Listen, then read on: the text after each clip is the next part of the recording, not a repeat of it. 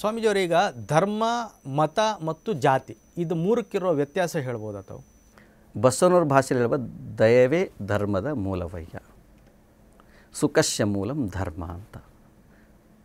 ನೆಮ್ಮದಿಯಿಂದಿರೋದು, ಮತ್ತೊಬ್ಬರನ್ನ ದುಃಖದಲ್ಲಿ ಇದ್ದಾಗ ಅವರನ್ನು ನಾವು ಅವ್ರ ಜೊತೆಗಿದ್ದುಕೊಂಡು ಆ ದುಃಖದಿಂದ ಹೊರಬರೋ ಹೇಳುವಂಥ ಒಂದು ಮಾರ್ಗವನ್ನು ಹೇಳಿಕೊಡೋದು. ಒಬ್ಬೊಬ್ಬರು, ಯಾಕಂದರೆ ನಾನು ಹೇಳೋದು ಸತ್ಯ ಅಂತಲ್ಲ, ಯಾಕಂದರೆ ಈ ದೇಶದಲ್ಲಿ ಭಾಳಷ್ಟು ಜನ ಧರ್ಮದ ಬಗ್ಗೆ ವ್ಯಾಖ್ಯಾನ ಮಾಡಿದ್ದಾರೆ. ಅವ್ರ ಮುಂದೆ ನಾವೇನೂ ಅಲ್ಲ. ಆದರೆ ಅಲ್ಟಿಮೇಟ್ಲಿ ಮತ್ತೊಬ್ರು ನೋಡಿ ಖುಷಿ ಪಡ್ರಿ, ಅವ್ರು ಹೆಂಗಂದ್ರೆ ಹಾಗೆ ಇಷ್ಟಪಡ್ರಿ. ಈಗ ನಾವು ಒಂದು ಗಂಟೆ ಇದ್ದೀವಿ, ನೀವು ಹೆಂಗಿದ್ರೆ ಹಾಗೆ ಇಷ್ಟಪಡೋದು. ಅಲ್ಟಿಮೇಟ್ಲಿ ನಾನು ಏನಾದರೂ ಬದಲಾವಣೆ ಆಗಬೇಕು, ನೀವು ಮಾರ್ಗದರ್ಶನ ಮಾಡಿ ಅಂತಂದಾಗ ನಾನು ನಿಮ್ಮ ನೋಡಿಕೊಂಡು ನಿಮ್ಮ ಪ್ರೊಫೆಷನ್ ಎಲ್ಲ ತಿಳ್ಕೊಂಡು ನಾನು ನಿಮಗೆ ಮಾರ್ಗದರ್ಶನ ಮಾಡ್ಬೋದು. ಹಿಂದೂ ಧರ್ಮದ ಬಗ್ಗೆ ಗೊತ್ತಿಲ್ಲದಿದ್ದವರು ಅದ್ರ ಬಗ್ಗೆ ಹೆಚ್ಚಿನ ಅಧ್ಯಯನ ಮಾಡಬೇಕು ಅಂತ ಹೇಳಿದಿರಿ. ಇದು ಯಾರಿಗೆ ಹೇಳಿರೋದು ಸ್ವಾಮೀಜಿಯವರೇ? ಯಾರಿಗೆ ಅಧ್ಯಯನದ ಅವಶ್ಯಕತೆ, ಯಾರು ಸಮಾಜದಲ್ಲಿ ಒಂದು ಹಿಂದೂ ವಿಚಾರಧಾರೆಗಳನ್ನು ಟೀಕೆ ಟಿಪ್ಪಣಿ ಮಾಡ್ತಾರೋ ಅಂಥವ್ರಿಗೆ ಹೇಳಿರುವಂಥದ್ದು. ಮತ್ತೊಬ್ಬರ ಆಚರಣೆಗಳನ್ನು ಟೀಕೆ ಮಾಡೋವರಿಗೆ ನಾವು ಹೇಳಿರುವಂಥದ್ದು. ಹಾಗಾಗಿ ಯಾಕಂದರೆ ವೇದಗಳು, ಉಪನಿಷತ್ತುಗಳು ಇವೆಲ್ಲ ಇದ್ದಾವೆ ಸಾಕಷ್ಟು, ಅದಕ್ಕೆ ಅಧ್ಯಯನ ಮಾಡಬೇಕು ಅಂತ.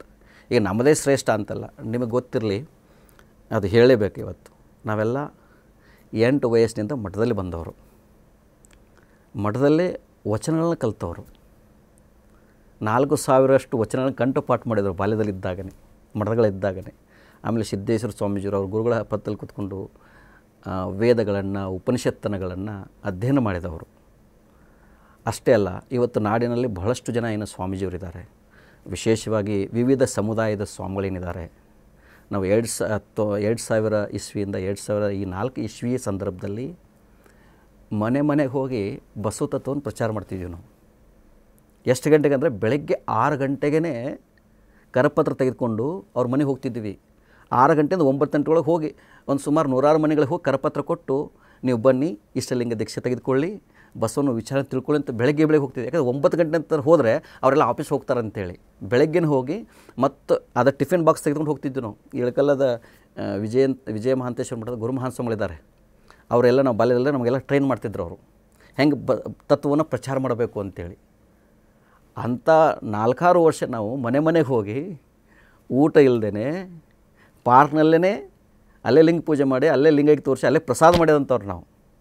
ಭಾಳ ನಂತರ ನಾವು ಬಸವನನ್ನು ಬಸವ ತತ್ವ ಗೊತ್ತೇ ಇಲ್ಲ ಅಂಥೇಳಿ 30 ವರ್ಷ ಇದರಲ್ಲೇ ಕಳೆದಿದ್ದೀವಿ. ನಮ್ಮ ಬಸವ ತತ್ವ ಹೊಸದಲ್ಲ, ಆದರೆ ನಾವು ಈ ಕಾಲ ತಕ್ಕಂತೆ ಆ ತತ್ವವನ್ನು ಸರಿಯಾದ ರೀತಿಯಿಂದ ಹೇಳುವಂಥದ್ದು.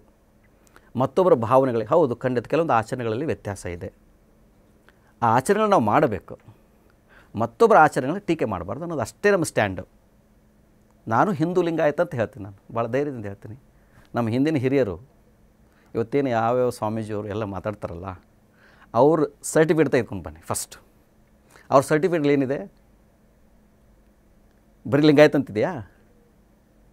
ಯಾರು ಇವತ್ತು ಎಲ್ಲರಿಗೂ ಹೇಳ್ತಾ ಇದ್ದೀನಿ, ನಾನು ಓಪನಾಗಿ ಹೇಳ್ತಾ ಇದ್ದೀನಿ, ಯಾರ್ಯಾರು ನೀವು ಹಿಂದೂಗಳಲ್ಲ ಅಂತ ಹೇಳ್ತಾರಲ್ಲ, ನಿಮ್ಮ ಸರ್ಟಿಫಿಕೇಟ್ ಏನಿದೆ ತೆಗೆದುಕೊಂಡು ಬನ್ನಿ. ಅಲ್ಲೇನಿದೆ? ಹಿಂದೂ ಲಿಂಗಾಯತ, ಹಿಂದೂ ಲಿಂಗವಂತ ಅಂತಿದೆ. ಹಾಗಾದರೆ ನಮ್ಮ ಹಿಂದಿನ ಹಿರಿಯರು, ಅವರು ನಮ್ಮ ತಂದೆ ಆಗಿರ್ಬೋದು, ನಮ್ಮ ತಾಯಿ ಆಗಿರ್ಬೋದು, ಅಥವಾ ನಮ್ಮ ಗುರುಗಳಾಗಿರ್ಬೋದು, ಮತ್ತು ಸಮುದಾಯದ ಹಿಂದಿನ ಹಿರಿಯರಿರ್ಬೋದು, ಅವರೆಲ್ಲರೂ ಮತ್ತು ಹಿಂದೂ ಲಿಂಗಾಯತ ಅಂತ ಬರೆಸಿದ್ರಲ್ಲ, ಅವರು ಜ್ಞಾನಿಗಳಾಗಿರಲಿಲ್ವ? ಹಾಗಾದರೆ ಆದರೆ ಅವ್ರಿಗಿಂತ ಜ್ಞಾನಿಗಳು ನಾವು. ಅವ್ರು ಮಾಡಿದಕ್ಕೆ ಇವತ್ತು ನಾವೆಲ್ಲ ಒಂದಾಗಿರುತ್ತೆ ತಾನೆ ಸಮಾಜದಲ್ಲಿ. ನಾವೆಲ್ಲ ಧೈರ್ಯದಿಂದ ಹೇಳಬೇಕಲ್ಲ. ನಾವು ನಮ್ಮ ಸಂಸ್ಕಾರ ಸಿಕ್ಕಿದ್ದು ಅವರಲ್ವ? ಅವರಿಲ್ಲಂದ್ರೆ ನಾವೆಲ್ಲಿದ್ದೀವಿ? ಹಿಂದೂನೂ ಇಲ್ಲಾಂದ್ರೆ ಲಿಂಗಾಯತ ಇಲ್ಲ ಅಂತ ನಾವು ಹೇಳೋದು ಮೂಲ ಅದನ್ನೇ. ಹಾಗಾಗಿ ಯಾರೇ ನಾವು ಹಿಂದೂ ಅಲ್ಲ ಅಂತಿರಲ್ಲ, ಮತ್ತು ಫಸ್ಟ್ ನಿಮ್ಮ ಸರ್ಟಿಫಿಕೇಟ್ ಏನಿದೆ ನೀವು ತಿಳ್ಕೊಡ್ರಪ್ಪ ಅಂತ ಹೇಳೋದು. ನ್ಯೂಸ್ ಫಸ್ಟ್, ನಿರ್ಭೀತಿಯಿಂದ ನಿಮ್ಮ ಪರವಾಗಿ.